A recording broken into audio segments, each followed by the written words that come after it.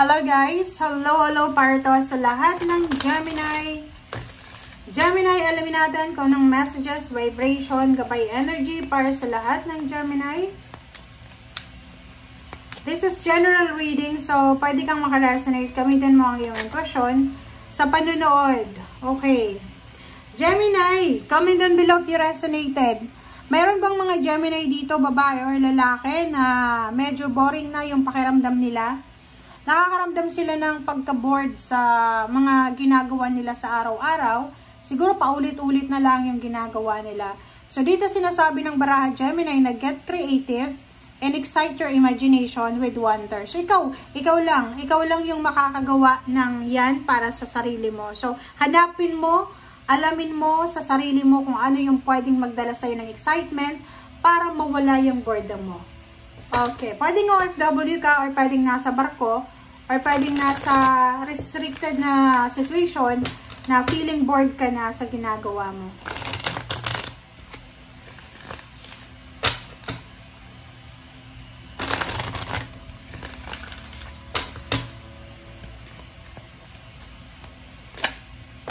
Okay.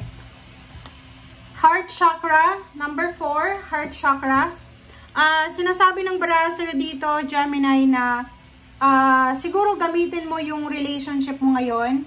Or pwedeng, kung halimbawa bored ka na sa ginagawa mo, yung relationship mo na mayroon ka sa ngayon, gamitin mo siya as motivation, as inspiration, para bumalik yung sigla sa buhay mo.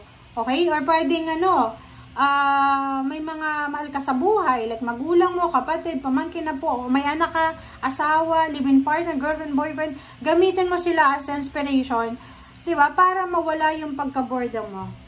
Okay? Kasi normal kang tao, lahat ng tao nakakaramdam ng ganyan. Okay? Kahit na yung sobrang busy, minsan nakakaramdam sila na paulit-ulit na lang yung ginagawa nila.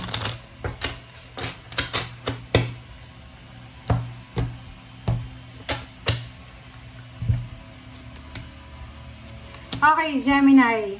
Wow. Nakikita ko sir dito, Gemini, na posibleng, it's your energy it's energy of Gemini ito, na nakikita ko sa'yo dito na isang direksyon ang gusto mong puntahan or isang pagbabago ang gusto mong simulan. Kaso lang, bago mo simulan itong pagbabago na to, may kailangan kang tapusin. Okay? So, ibig sabihin, doon tayo sa sa isang example na mas malapit lang dito. Malapit dito is relationship. Gusto mo nang magbago yung takbo ng relationship mo sa paligid mo. Una yung intimate, yung puso mo. Parang dito bored ka na sa karelasyon mo kasi boring siya. Kung ayaw mo na sa kanya, kung bored ka na and willing ka nang magsimula ng bago or gusto mo na talagang magsimula ng pagbabago, tapusin mo muna siya, 'di ba? Tapusin mo muna yung relationship mo sa kanya para makausad ka doon sa panibago. Okay? Hindi pwedeng, hindi pa tapos siya, tas may bago ka na. Parang ganon. So, dito, sinasabi Gemini ng baraha, i-close mo yung dapat i-close, okay? Para makapagsimula ka ng bago. Para magbukas ka ng another window or another pinto ng new beginnings. Okay. Nakikita ko sa'yo dito na bago ka bumitaw, 'di ba? May bibitawan ka dito Bago mo siya i-give up or bago mo i-give up kung ano man na sitwasyon meron ka, pag-isipan mo muna, okay? Huwag magpadalos-dalos, Gemini.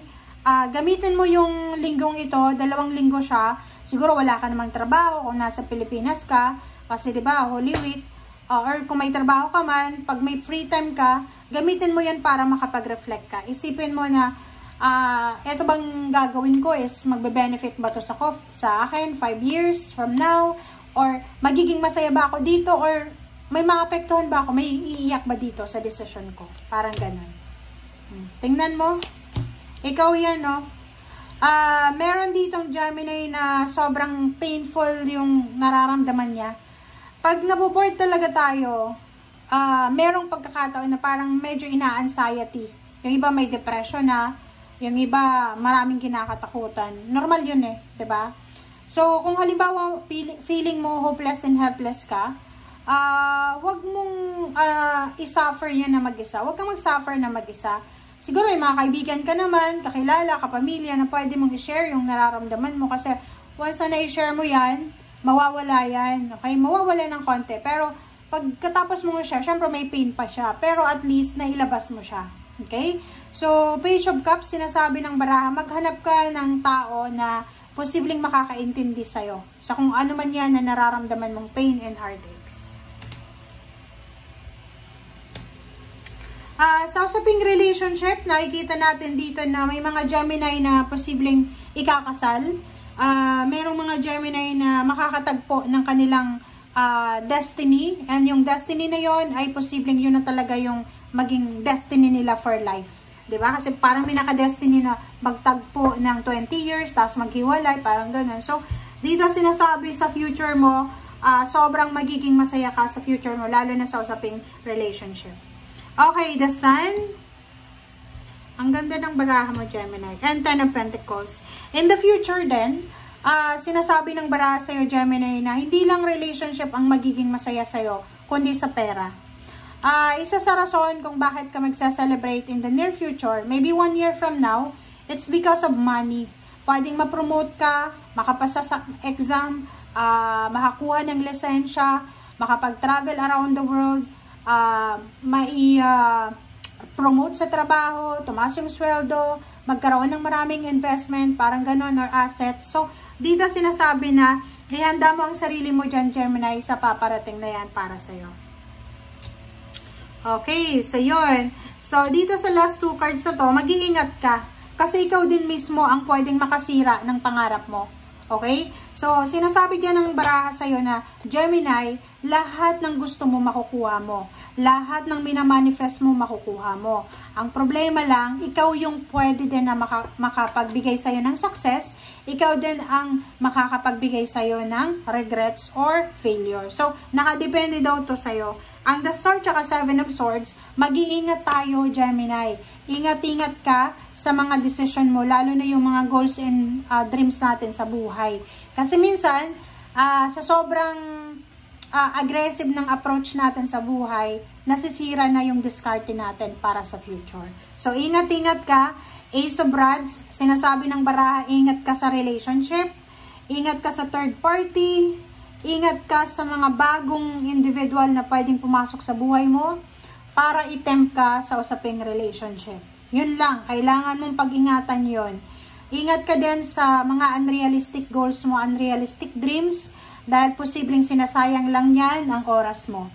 Sa usaping relationship, if you're not happy, yun na nga, sinasabi, maghanap ka ng posibleng rason para maging masaya ka. Okay? Thank you guys for watching and see you again. Bye!